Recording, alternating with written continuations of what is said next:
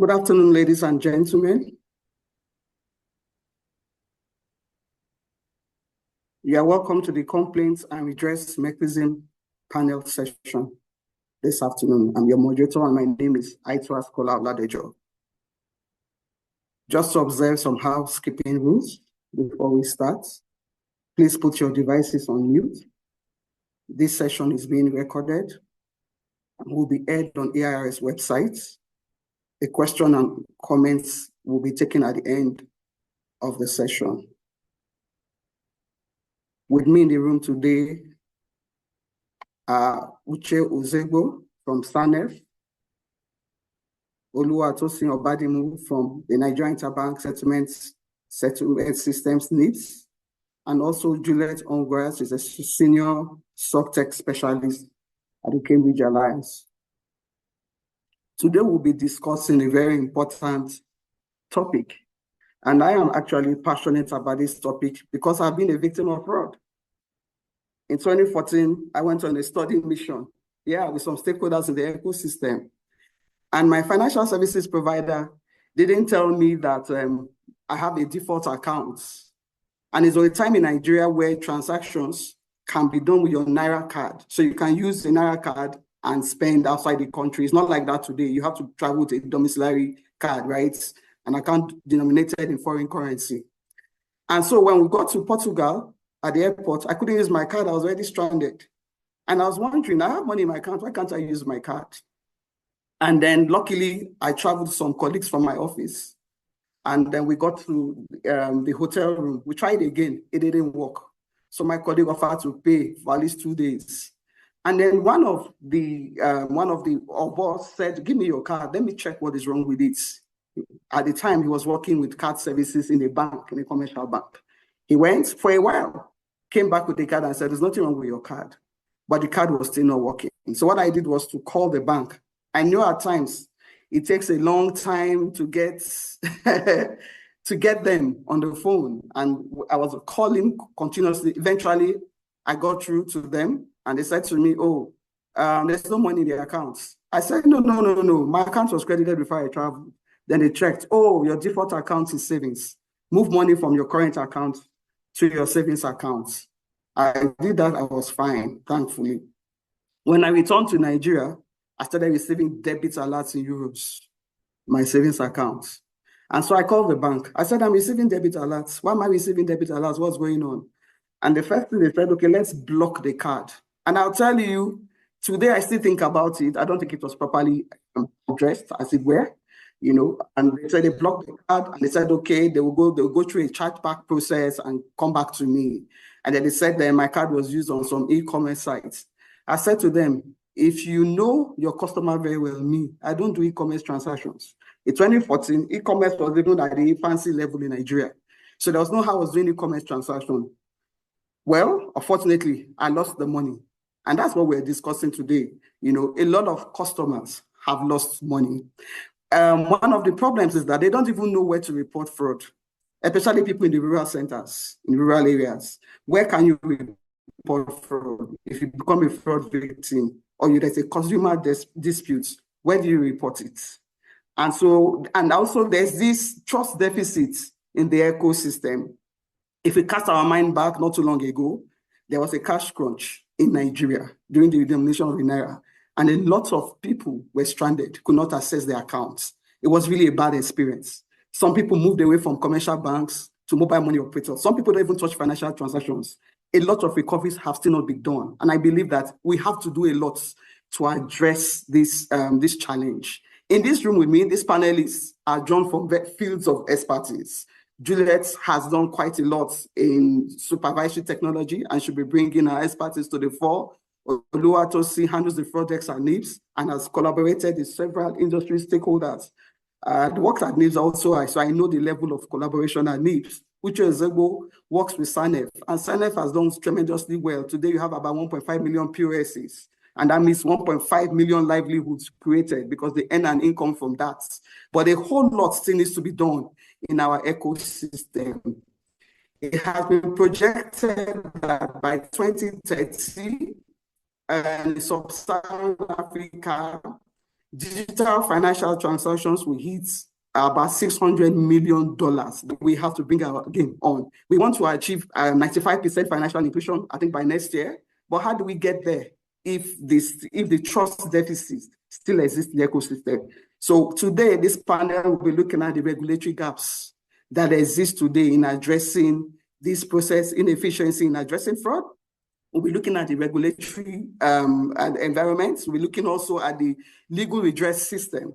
Several people don't even go to the law courts for redress because it's bureaucratic. The court processes can take very long. They don't even turn to law enforcement. I also have an incident where I went to law enforcement. This was not financial fraud, but I was defrauded by somebody. And then they supported me, first of all, EFCC, and later turned their backs on me. So it was like the case of the highest bidder, no, a police station, not EFCC, right? So a lot is going on. And in terms of consumer awareness, how much of that have we really done as an industry to educate customers, right, on fraud protection? We talk a lot about fraud protection, but do we also talk about consumer rights? A case in point, my driver saying, oh, my account needs to be reversed, a debit was done, I didn't get the money, and then he keeps visiting a bank branch. And before you know it, the money he's expecting them to reverse, he has spent it on transportation. At the end of this discussion, we expect that we'll have come up with some recommendations for the Nigerian industry as a whole. Thank you very much. And then I think it's time to delve deeper into the conversation. So my first question, first of all, will be addressed to Tosin, and then Uche, you can weigh in, and then Juliet. It's about the perceived gaps in the regulatory environment that creates an effective redress mechanism for agreed customers. What are the perceived gaps you see? And how do you think these gaps can be addressed? I know recently there was a circular from the Central Bank of Nigeria that all POS agents must be registered with CAC, which I think fair enough is good because that is like taking more KYC on the people. This would have happened after the fact. A lot of people have suffered from POS fraud. So please, Tosin, please lend your voice to this conversation.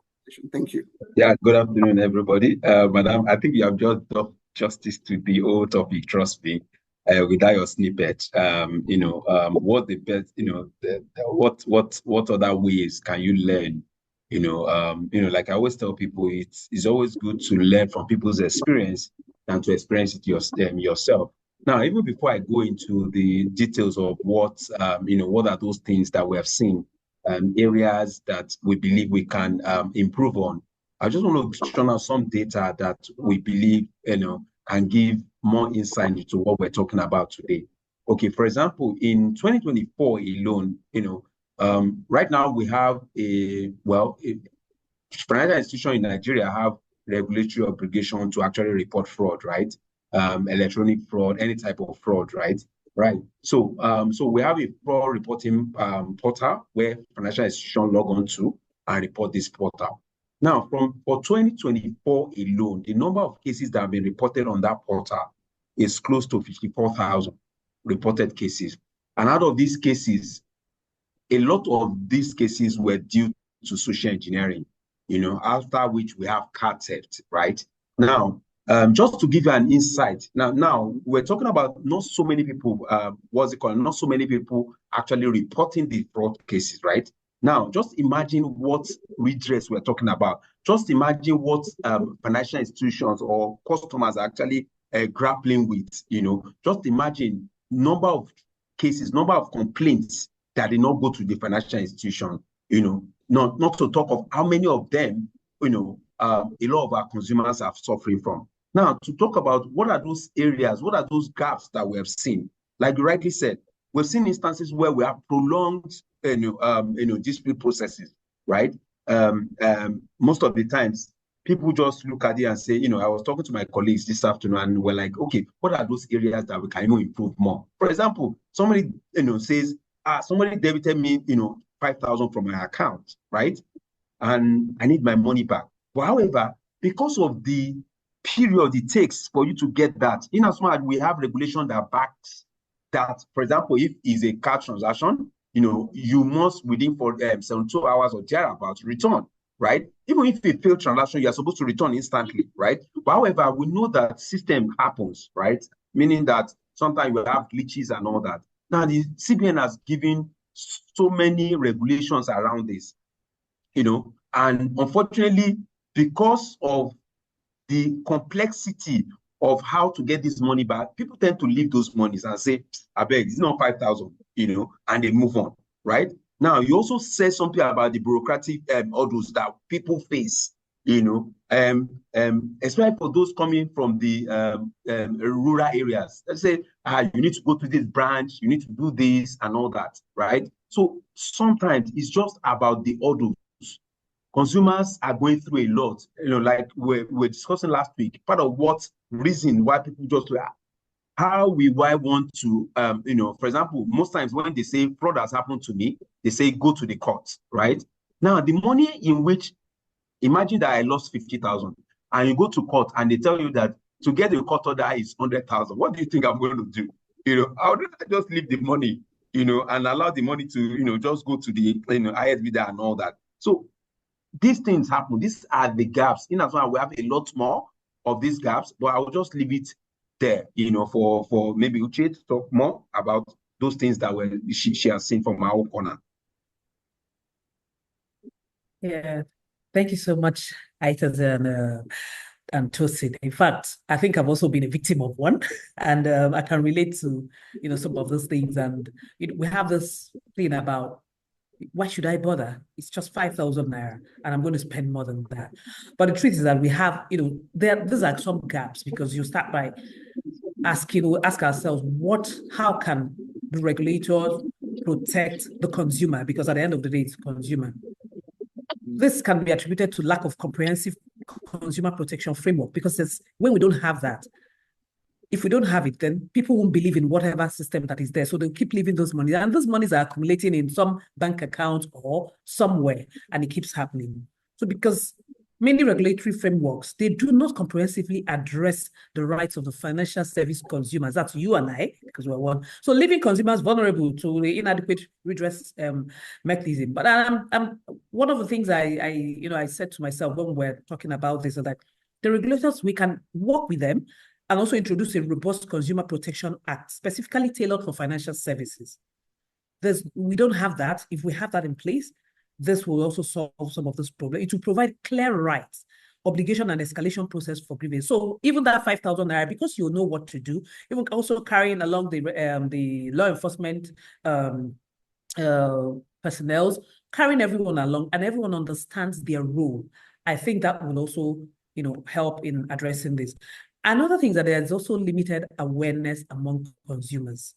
A lot of consumers don't even know what awareness. Where I see it and the work that we do, this is also part of the things that, that SANEP does, engaging the communities, going even to the remote areas. We have agent forums where we talk about even this fraud. And that awareness is also created there, because once they know their rights, if they're aware of their rights, they'll be able to act.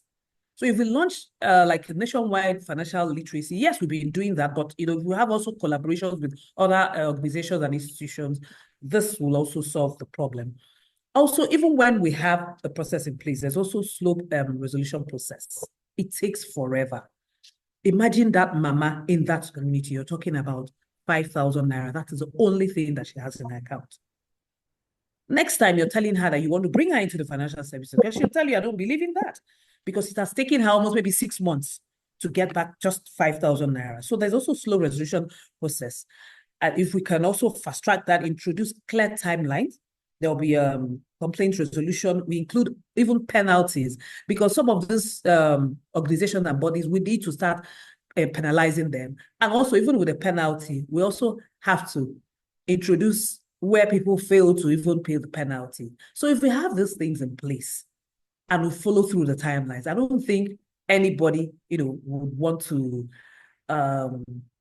to capitalize on any of, because most of these people are vulnerable, to be honest, even the fraudsters, because the fraudsters are also reading, they're also getting smarter every day, and they look at all these loopholes. Once they look at all these loopholes, they will continue.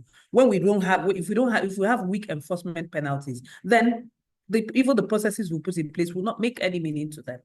I remember, I think it was sometime last month, the common one now is the WhatsApp, when they take a WhatsApp and they're defrauding people. what exactly are we doing? Even the banks, you will call, when you call, yes, they block the account, they recover some of this money. What next? I can tell you there are a lot of billions of naira still sitting in those people's accounts. We have BVN, we have their BVN. Some of them even open current account. It's no longer wallet account. You have your NIN. What are we doing with all those? All those bodies, you have all of them. We need to come together and put a process in place, regulatory framework in place, how we can blacklist them, shame them, put their names out there, because at the end of the day, they will move on to another set of people and continue to defraud. But the financial services and even the banks are just holding this money, and they'll tell you have to bring court order, you have to do, we can't move this, we can't do. There's just a lot of, I'll call it excuses that are just hanging, but it's time for us to implement and also walk the talk and not just talking. So if we have some of those few points in place, I believe we'll be able to tackle it. Thank you. Thank you so much. And I think the two of you have really tied at least my response together. So for me, I want to take this question and give maybe insights from a hackathon that we ran a few months ago together with AIR, which was focused on consumer protection and was looking at practical solutions that can address, challenges of complaints and redress. And I think we can be able to use or carry over some of those insights into our conversations around. Speak to about 4 challenges, and it ties what you've talked about, it ties that together, and looking at where the solutions we're focusing on. And the first is awareness and accessibility of this complaints mechanism. And so regulators and providers looking at solutions that can help them to standardize data. So we saw solutions around data standardization models that can then simplify these complaints handling processes across jurisdictions. So not only being able to handle some of these complaints in one jurisdiction, but solutions that can cut across, because we do know that these fraudulent activities actually are across jurisdiction. Second focus was on these bureaucratic processes, and I think you have talked about it, and looking at how to automate the complaint sort of classification systems. So in this is looking at using things like natural language processing to be able to sort of sort out complaints, root complaints, and therefore then significantly reduce manual processes in terms of addressing complaints. The third was trust, so a lack of trust in institutions. And so looking at transparency, sort of enhancing features like dashboards, geomapping. And what this helps is it then provides clear insights in terms of the trends in complaints, the response times, the outcomes, and they're able to then use this data to feed back in solutions and policy, and hopefully try and build trust again in the process. And the last one was very critical, and this is limited access in rural areas. And so we saw some solutions that support both multilingual capabilities and language translation kind of models. So even as you design solutions, you need to be cognizant of some of these consumers and some of the challenges they face. So we saw that these solutions are multilingual, and then can translate into rural and underrepresented communities. Thank you. Thank you very much, Uche and Juliet. A whole lot has been said already on how to address the regulatory gaps talked about a robust Consumer Protection Act so that the financial services providers can actually do what they are supposed to do in addressing these complaints quickly and with clear timelines. From Juliet, she spoke about data standardization across jurisdictions, which I think is very important because, like she said, fraud is syndicated across borders. And so it would be great to also harness the learnings from other places. So if we can standardize data in reporting. She also talked about automating complaints and classification. And so the use of natural language processing, and I think that's artificial intelligence, the branch of artificial intelligence in addressing the complaints, in attending to the complaints. I believe that the banks already have some systems, right, where they can harness this data and they have dashboards, even at NIBS. But the fact is, what do you do when you get this this information? What do you do when you get this information, right? How do you tackle it? How do you respond to it is the issue. You're always the victim. The consumer always feels like the victim when there is a dispute resolution, whether it's fraud or anything else, right? And you talked about transparency, which I agree. I think we need to enhance transparency. That will help, and maybe NIBS can take that up to show how financial institutions respond to fraud. If that information is out there and they are rated, I'm sure a lot of them will improve in addressing some of these complaints that we see. And then you talked about multilingual capabilities in reporting fraud. What just comes to my mind is if there's a fraud or I've been defrauded and I hold my phone. I remember my mom lost some money. My mom is an octogenarian, so can't be that tech savvy, even though today she uses WhatsApp and all of those things, right? She got a smishing link, right? I think it's smishing a link on text message that she should come to the bank quickly and do something, and she clicked on the link. And the next thing, she started getting debit alerts. And of course, I was the next person she called. I've lost money from the bank. I said, what happened? And she told me what happened, go to the bank. And the truth is, she never recovered the money. And, neither did the bank teach her, right, that when you get this kind of link, don't click on it and all of that. Uche has spoken to that also about consumer education, but we'll delve deeper into those areas very shortly. The second question we directed at Uche, I remember SANEF was created by an industry collaboration. We wanted to deepen financial inclusion. And today, SANEF has aided financial inclusion in Nigeria. No gainsaying that, right? And so a collaborative approach and involvement of all key stakeholders is required, right, to address fraud. It's not a one-man business. It's not just a business of one financial institution or a business of, those law enforcement. We have to come together to address it. I recall that there's a forum called the Nigeria Electronic Fraud Forum that is chaired by the Central Bank of Nigeria. NIBS is even a member of that forum and several participants. But the question now is, how do we make these collaborations more effective? How can it be more effective? To share some of the experiences you have in the work you even do currently to get financial institution providers to support you, right? And to lend their voice. We just finished the International Financial Inclusion Conference, and we saw SANEF got a reward, right? Got an award during that conference. And it's because of the work that you have done, right, in the ecosystem. You're a call away and all of that. So how do we improve our collaboration efforts in the ecosystem? Please share some thoughts on this. Yeah, thank you so much. So like that word, collaboration in everything that anybody that wants to succeed in any business, and that's why we're all.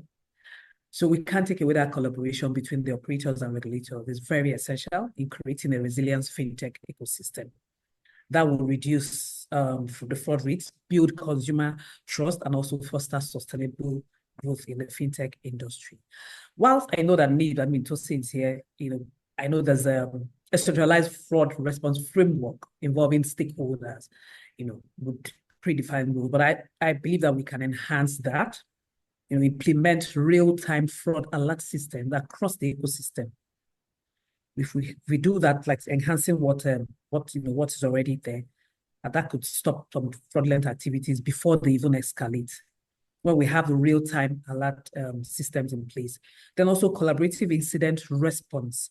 I talked about the issue of the WhatsApp, like when they defraud people and they're asking people for all those. If we could have that collaborative incident response. I remember one of the banks I called that before I could even get to, like you're calling that, oh, we have to do this, we have to go. We don't have that click button where everybody acts together. If we establish that rapid response team comprising of representatives from the fintech, regulatory, and law enforcement to address major fraud incidents, I think we could get that. Because we are, when I say we, including me, we're sitting on the side. How are we involving the law enforcement people? Are we putting them inside that the centralized? Are they there? They're not. They're not. I remember when we started like all those forums and all, people were shouting, oh, this POS and the police are arresting them and taking away the machines. But nobody took time to educate the Nigerian police, to tell them this is what agency banking is all about. This is what they are doing. This is what their business is. This is a requirement. And that education was not done. And that was why we took it upon ourselves to invite them for every forum, for them to understand. Because if we're going to do this and we're not involving most of those people, and we're just doing it on our own side, the problems will continue to be there. Then I've talked about establishing industry fraud database, and we have that, but we also need to build a shared database where, like I said, you'll be naming and shaming. Want somewhere that even the public, you go out there, you click, put their pictures. All those people that have defrauded people, is there a place I can go, if it's a NIPS website or CPN website, if I click and I'm seeing their photos, I'm seeing their BVN, you're blacklisting them. Can we have that in place? Because the moment we start doing that, that's when we know that we're doing, because even others will learn from that. Nobody wants to be shamed. Once your picture is out there, everybody tags you as that. And also record the turnaround time, because you have some of them once, twice, some of them, they've done that like more than 20 times and they get away with it. Then we should also standardize the customer verification and our KYC across financial services, because when we collaborate to ensure uniform customer, know your customer and customer due diligence, that will also help, because across the industry, we also have some, we don't have that uniform KYC as well. Then public and private partnership. We have to have that handshake, engage in partnership to fund advanced research in fraud detection and prevent technology, and also prevent technologies. We need that. If we put that in place, I think that will also, help. Yeah, so these are some of the points that I have. And I believe that if we put some of those things in place, Tosi, NIPS, they're doing a great job in that, but we need to also do more and collaborate and bring in every other stakeholder. All right. So from all the, I've tried to table down everything that you have written, you have said out, right? For example, we have a central fraud management system that sits in NIPS, right? And is a collaborative system. It is free to all financial institutions, right? And part of what we're trying to build, like Juliet rightly said, is to look at if we all have, in as much as we have financial institutions having to build their own different ones, right? But if you have a central one that talks to every fraud incident or every techniques that have been used in the industry and learns from it, you can use that to be, a step ahead of these guys. And that's what we're building, right? We started building it early this year. Currently, we're in phase 2 of it. Phase 2 of it talks to having machine learning and AI embedded in it, right? And part of what we have made financial institutions to do that, to make it part of your task, truly is a journey. That's the simple truth, right? And part of what we're doing in NIPS to ensure that this journey, as much as possible, we'll shorten it to get to the destination on time, right? About the naming and shaming, that's from time to time, what we have been doing is we have instances where we have called, executives of the main committees in the industry. And however, one thing was clear, and a particular question came forth and says, can we all achieve this without the legal backing of it, right? And, I've been in court once, and the question they were asking me is tell me where a fraud has happened. Tell me where it has been words of death that fraud has happened, that I'm coming to say this customer is a fraud, a fraudster, right? And the simple truth, right, is that I knew where the question was going to, because the only place that can tell you that fraud has happened is in the court, And me, me is just standing in the dock and looking like, okay, what do I tell this, lawyer and all that, right? So some of those things are things that we're also taking to the, and the simple truth, in 2024, I can say in 2024 has been the best year for us when it comes to collaboration with the law enforcement, the Nigerian police. We see it all over the social media, what Nigerian police, NPF, NCC, that's the National Cybersecurity Center is doing. I remember, seeing some 2 weeks ago or thereabout where so many Chinese were rounded up. Those are things that we're doing, right? So we're not showing it that we're doing it, but that's what we're doing, right? We've had, a lot of collaboration with, DSS. We've had collaboration with EFCC and the likes, right? So those are things that we are doing from our end, in NIFS. As much as possible, we're trying to get better. The naming and shaming thing, we're also trying to do that, but there's so many legal things around that naming and shaming that you don't want, even the one that doesn't matter. Most of the times when you watchlist a BVN, just imagine you watchlisting a BVN that has done fraud, right? And the BVN holder sues you to court, sues the bank to court. The next thing that the bank is going to do is going to bring in NIPS into it. Just imagine. So this naming and shaming thing, in as much as I want to get to the root of it or start doing that, but there's so many things that we need to, you understand, cover before we do that. So I'll just drop it. Yeah. Let me just add to that. Yeah, so that's why even the collaboration, the law enforcement people, the legal, they have to be on this side, on our side. Yeah. So because they need to also know, so that even from that point, all the working with everybody, they're also included in the list, so that they can crack it. And when anybody is, is bringing their own lawyer, and they already see things from this other side where we all sit. Okay, so thank you for that. Thank you very much, Justin. Yeah, thank you. I like the energy in the room. This is really very, very, very interesting, right? And there's something I picked from what Uche has said, collaborative incident response. If we haven't implemented that, I think the industry should implement that. That is really foundational, right? Coming together to attack it immediately as it is happening, whether it's on WhatsApp, whether it's a tech platform, whatever it is, a click away to address the nuances of fraud. And then she talked about bringing in the law enforcement agents into the entire chain, which I think is also very, very important, right? So for instance, HEMDAL that NIFS already has, where financial institutions report fraud, right? Or they get real-time fraud alerts. I hope it's real-time because you mentioned real-time. No, is it real-time? We left them though, we're not Hawk. Okay, you're now a Hawk. But is it? Hawk. Okay, yeah. Yes. All right, so I left NIFS some years ago, no problem. Or 11 years ago, in fact. So is it real-time? Yes, it is. But the alert is real time. Yes, I'm not putting it on the spot. Close to real time. It's actually, it's close to real time. Yeah. Okay, it's close to real time. Okay, so at least you have mentioned already that there's a roadmap to achieve that, and I think that the law enforcement agents, if they also have fraud cases reported to them, it should feed into that database as well. That's what collaboration can do to enhance that, especially when it's financial fraud. It should feed into that database. And you brought a very interesting side to this conversation. We have talked about the legal framework because it's quite fragile, the legal framework in making this happen. And so, like you also mentioned, everybody coming into the room to have a conversation about fraud, bringing them on our side. And that can only happen when we educate them, right? When we educate them and we show them the data and the harm being done to people on a daily basis, right? Okay, so we'll move to the next question. I'm also mindful of time. And then one important issue you mentioned is standardizing KYC across board. Standardizing KYC, I think NIFS can actually champion that with the Central Bank of Nigeria. Let's really standardize KYC and due diligence process.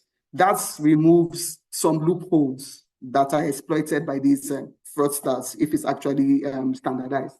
So the third question now is on consumer education, right? And there are two things I want us to talk about today. One is consumer rights.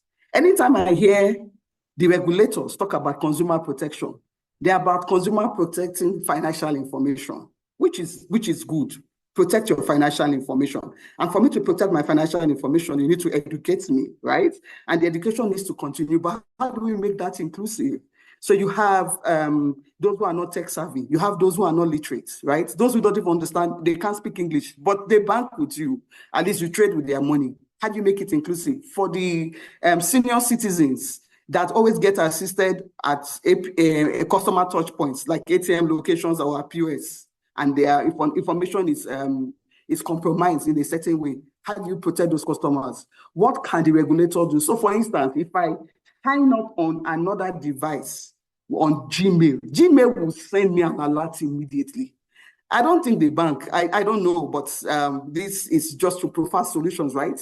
I think we need to see more of that. So are there innovative solutions that we can come up, that the industry can come up with to help those kind of consumers that are not that tech savvy, but they can get a text message that says, are you signing up on this platform? Do you understand? If you hold the transaction before you implement and you get a feedback, it's better a transaction is delayed than the customer being defrauded, right? That's what I think. So if, for instance, my banker delayed the e-commerce transactions that they were seeing, which really did not even originate from me, I think I'll be more grateful, right? Today, I don't bank with them. I don't bank with them anymore today because of that and how that incident was treated. So let's address the issue of consumer education. How do we make it more inclusive to include these vulnerable segments? And how do we also educate consumers about their rights? I've not really heard a lot about consumer rights. Uche, please, can you take a shot at that? Okay, so thank you. You see, I'm always passionate when it comes to the vulnerable group, because you and I, we know what to do, we know where to go to, we can send the SMS, we can read at night. But one area that the financial service and other stakeholders will improve on is this communication approach. The communication approach. Why am I saying the approach? Tailored communication approach. Again, if you see that mama in the market, she doesn't understand. If you like, right, when we want her to open that account, there's so many messages, there's so many things that talk about how beautiful the account is, but the communication that will address this other side is not there. We have to use different educational materials. First of all, to be in their language that they understand. Secondly, some of them, yes, even if it's in their language, they might not be able to read. So we come up with videos, short plays. When we started SANEF, we had what we called Baba Ejebu. Those short videos in 3 different languages. Just watching the 3-second, 3 minutes or 2 minutes video, you already it has said everything. So that's why I said tailored communication approach has to change for that vulnerable, because seeing is believing. These days, if you buy, for how many times do you read manual? Do you see manuals? No. What do? People just go to YouTube, you click on it. How does this happen? You're watching it. That's what we're there. Exactly. So that's what we need to do with that segment. And that will also form part of their, to improve their low literacy, because they're seeing that we're acting it, the communication that is going out there is telling them that, yes, while you have XYD, this is also another problem that can happen. Imagine if we have that, they will understand it. You talked about your mom. Imagine if you watch it, they understand it better than every other. Again, using our trusted community channels. We can't take away the community leaders. These are people that they trust. They trust them. They are the influencers. So in their village meeting, because most times when organizations and the fintechs come, we're only talking about how we are marketing the account, how you can take the loan and all. This issue, nobody talks about it. So again, that communication approach, using the community leaders during their local gatherings, events, we need to continue talking about them. We need to showcase it. Let it be side attraction. We can be play. I can remember in my former life when we go to all those remote areas, what we do is just come up with a short play, telling them, oh, this is why you need to open an account to do the play. Oh, imagine if fire comes, put in your raffia hot house, you lose the entire money. The money is gone physically, but if you put it in an account, it's done. That's the language you understand. So we need to calm down, to their own level and give them the right communication channel. Also, collaborating with stakeholders, work with organizations that serve the vulnerable. There are a lot of organizations that serve them. Partner with them to be able to get out, because you can't be everywhere.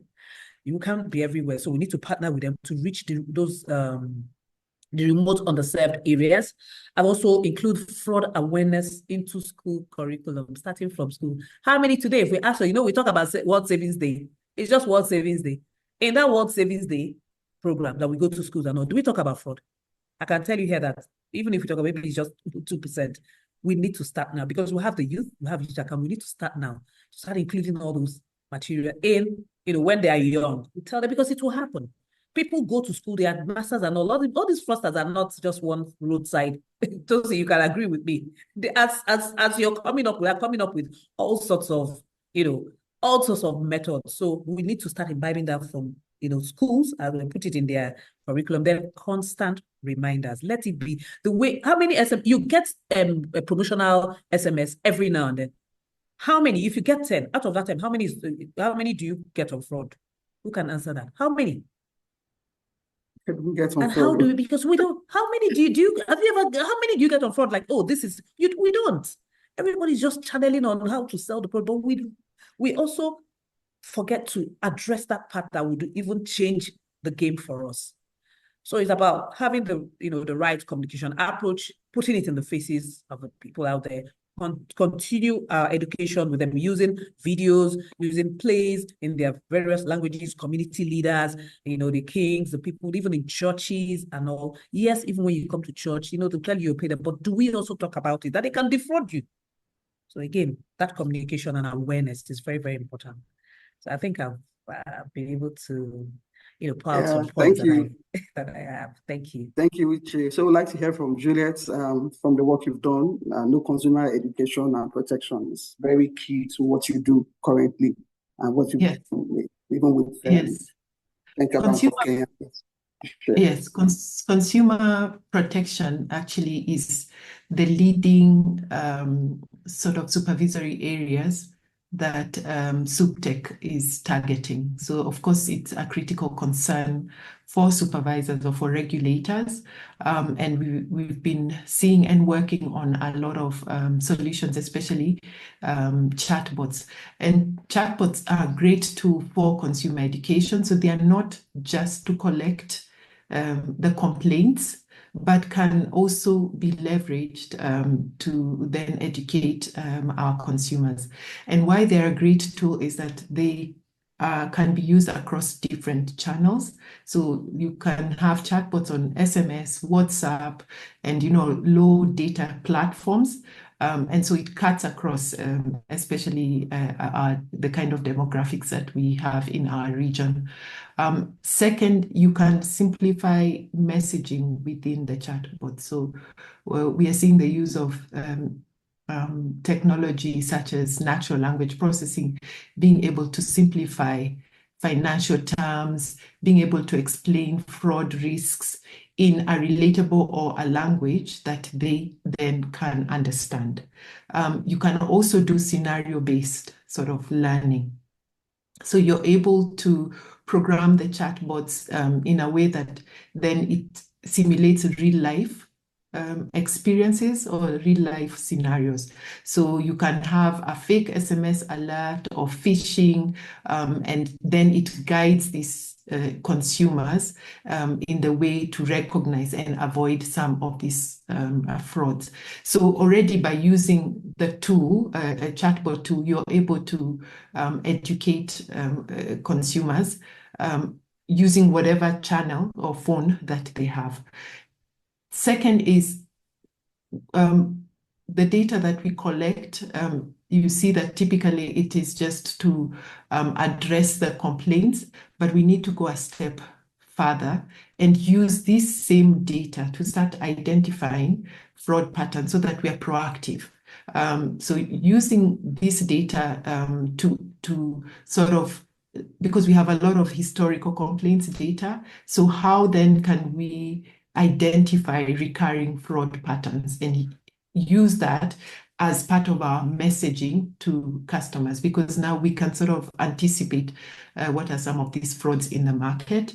You can also have data-driven alerts, and Uche has talked about these alerts.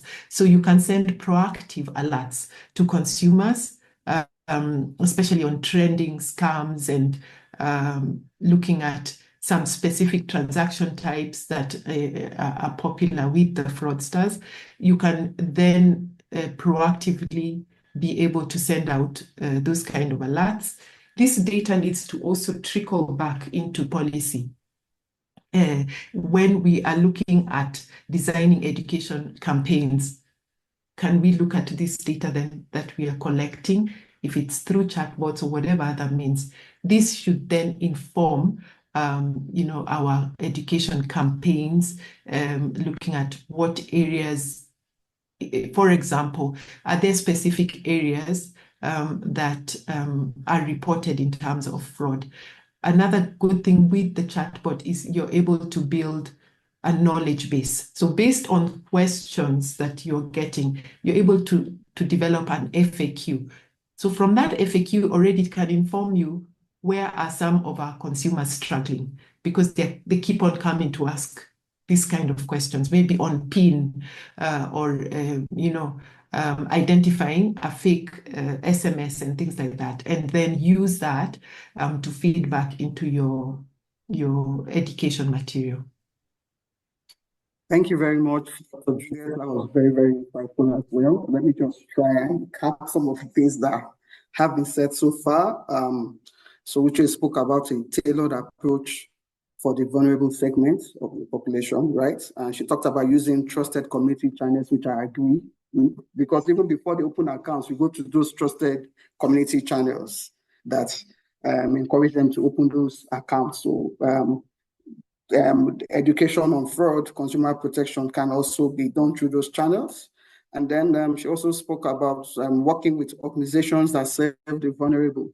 Yeah, so there are several, maybe NGOs or civil service organizations that serve the vulnerable segment of the population today, because you can't be everywhere. To be good to work with them as well to synthesize this knowledge and ensure that the vulnerable understand fraud, the nuances of fraud, the trends, the fraud trends.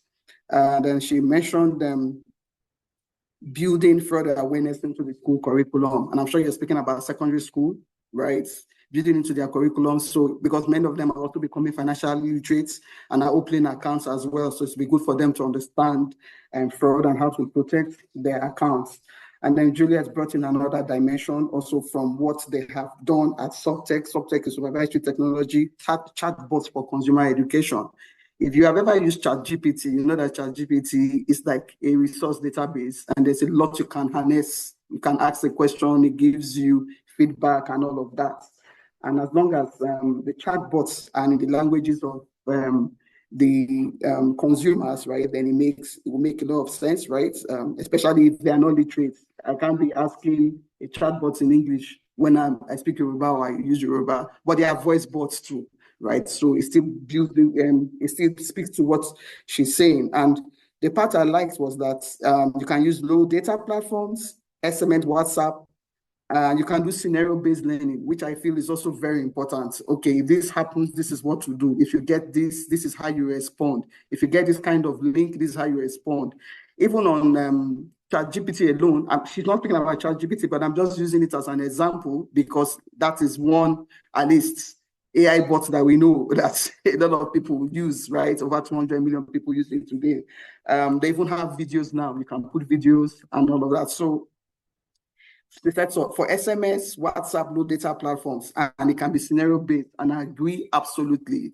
The beauty of chatbots is that individuals can learn on their own and at their pace. For that, she also talked about introducing artificial intelligence. And so chatbots work with AI, and so it begins to builds a body of knowledge of the fraud patterns or the kind of questions that keep coming up. And so that can inform policy. The data should trickle back to policy for the regulators, and they can build a knowledge base and design frequently asked questions, FAQs, from that whole process. This is very, very, very, very insightful and interesting, and I'm very happy that this segment is being recorded so that if you lost any part of it, you can go back to AIR's website and listen again.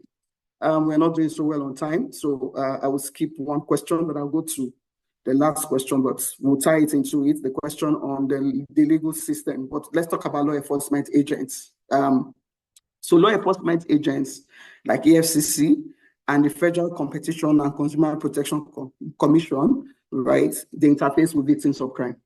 They also interface with financial services providers, and they even interface with the perpetrators of fraud, right? For FCCPC, the Federal Consumer Protection Commission, they deal with consumer protection violations regularly. I've seen them sanction some financial institutions for violating rights of consumers, right?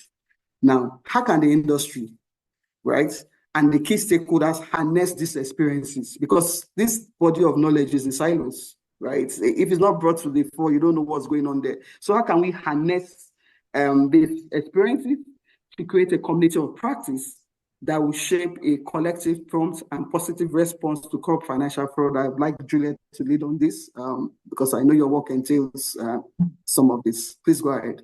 Thank you. Yes, thank you. And I think Uche already mentioned some of these key areas, and I'll just highlight, and the biggest is a centralized data repository. So you've talked about siloed kind of data.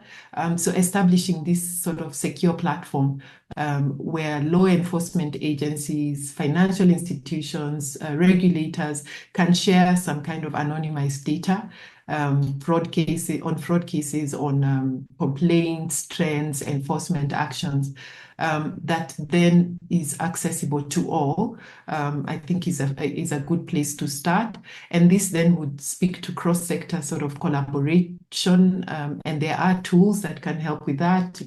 You can still, again, use artificial intelligence to aggregate and analyze this shared data and then inform. So I wouldn't belabor the point. I'll speak on just two extra points. And the first is sort of a case study library. So we have excellent, successful fraud interventions, which can then be used for training and policy development. So can we have some kind of repository where these successful fraud interventions are shared, and then the learnings can be shared across? So right now they are sitting again with maybe specific institutions, but they have key learnings that can cut across. And the second is capacity building. I can't stress enough on the value of capacity building, because these crimes are always changing. And so you need to be ahead, especially as we're looking at cyber crimes. And so investing in capacity building, training the different types of sectors so that they can understand financial technologies and the risks within that, and sort of be able to not only anticipate these risks, but also use the same kind of technology to be able to provide oversight at the end of the day. Thank you very much, Juliet. It's very insightful. Will anybody want to add to that? You can go ahead very quickly. Any of the panelists want to speak to that? Okay, all right. So I just want to briefly touch about the one that we just finished speaking about before this last one, right? As far as I'm concerned, for the vulnerable, right? The vulnerable also mean somebody that's coming to the financial institution the first time, right? I had a call yesterday about somebody saying when people enroll for BVN and people tend to call them and all that, right? Like I always say, I always prefer, prevention is better than cure. That's my, normal this thing that says, why not prevent that thing from happening in the first instance? Like Julia rightly said, that so many chatbots that can actually see that things are happening a particular way. For example, in the UK, part of what they did is to say they call it authorized push payment. The bank will pay, right? If they see that the customer did what it's supposed to do, and it goes there, the bank that received that money will pay, right? So as much as possible, if a vulnerable comes to the financial institution and does not understand, like we already said here, lingua, what kind of, how are you communicating with this person? his consumer and all that, right? Now, I'm saying that if this person does not understand that product that you are trying to sell, please do not sell to that person.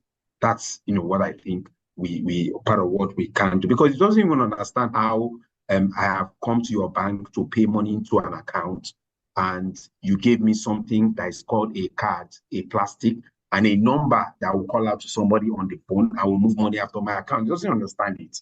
So it's important, anything that a consumer does not understand, do not give that consumer, right? I saw a question talking about reputation, and that's simple truth, right? People are scared. The reason why people don't say so much about fraud or glitches that happen to them is because of that reputational damage, right? But the simple truth, right? We have gone past that, such that at any point in time when you're sharing intelligence, you don't share based on the institution. You just share based on what you have seen in the ecosystem. So that fear of being reprimanded or whatever in English you want to use may not just be there, right? So it's gone are those days when you want to call this financial institution your name and all that. For the intelligence we share now is based on what we have seen in the ecosystem. And that's where I would draw the country. Thank you. Thank you very much, Tosin, for highlighting that. Products sold to customers should be tailored to the consumer segment. If they cannot use a debit card, don't issue a debit card because you just want to make money from the debit card. Give solutions tailored to consumer segments that will help to reduce fraud. Then speaking about the law enforcement agents, Juliet talked about the centralized data repository, which Uche has spoken about earlier when she was speaking about collaboration, and the data can be anonymized, which is what you're also saying. So we are not calling out a particular financial institution name. The data is anonymized. We just want to synthesize learning, right? And so you have anonymized data, complaints, trends, and actions. So that she also Juliet talked about cross-sector collaboration. I don't know how much of that is happening. I know police work with banks when there are very serious fraud cases, right? But the cross-sector collaboration should be on an ongoing basis, not just necessarily when there's a fraud incident, right? Even in training, capacity building, and all of that, which is, Julia, spoke about a case study library, which I think is really, really important. I don't know if we started constituting that, but we should really have a case study library where we can record successful fraud interventions. And so those learnings can be harnessed, and we can really do that. Last year, I think I heard EFCC recovered over 300 million naira in fraud. How did they do that? What did they do? What was the approach? It can form part of that case study, and we can learn from that. From NIPS, for instance, there were things you would have done that fostered some fraud incidents from occurring. What did you do and all of that? So case study libraries. There was something Uche mentioned earlier that when she talked about public-private partnership and to fund fraud research. I think the industry has gotten to that point where we need to fund fraud research to actually detect and prevent fraud. So the last question really is about the legal system, and we know that they play a crucial role, right? I know a criminal today who is free, right? For my safety, I can't mention the name on this call. But it was a very big fraud, right? Involving a financial institution and a switch, right? Not NIPS. The switch was not, I was working at NIPS at the time. So when I say switch, I say maybe it's NIPS, it wasn't NIPS, right? So you cannot even think of who the switch was, right? And prosecuted EFCC and all of that. The person is working free, So how do we bring the legal system to speed so they understand the nuances of cybercrime? And you know that the judges only make a decision based on the pieces of evidence before them, So if it doesn't make sense, you say settlement, what is settlement? Finally, what are you saying? If it doesn't make sense to them, the criminal will go free. So I know capacity building is one of the ways to do that. But as e-payment is evolving, right? The environment, e-payment involvement is evolving. There are several product innovations, QR code, different things. How do you go to the court of law and say, okay, it was a QR code transaction? Was a guy would the judge even understand what is QR code? So really, how do we bring them to speed? I don't know, anybody can speak to this really. And then if you have some lessons to share, Please share before we go into the question and comments segment. Thank you. Aituaz, sorry to interrupt, Okay. Victoria. Okay. We're actually at time, so Okay. sorry to interrupt. Oh. But we might need to conclude there. Okay. You're all so passionate, and it's fabulous, so fabulous. So I'm so sorry, but we will. People will start dropping off because of time. So I'll let you wrap up, Aituaz, if I may. But we can always come back to another question. Okay. So should we entertain any question at all, or should we just wrap up? I think if there's we've got the questions in the chat, so I might reach out to you separately as a panel to come back to these individuals, if you don't mind. Okay, that's fine. That's fine. So I'd like to say a big thank you to all the panelists. This was very, very insightful for me as the moderator and for everyone. I'm sure we have learned a lot from this, and we know that we need to collaborate. This section continues tomorrow, Thursday and Friday, so you can scan the QR code to participate tomorrow and next tomorrow. And then we also want to say a big thank you to all our sponsors, right, for making this conference already a successful one, as you can see. So I would like to wrap up by saying thanks, everyone. Thank you, and bye for now. Thank you. Yeah. Thanks, everyone. Thank you all you. for joining. Great session. Take care. Bye.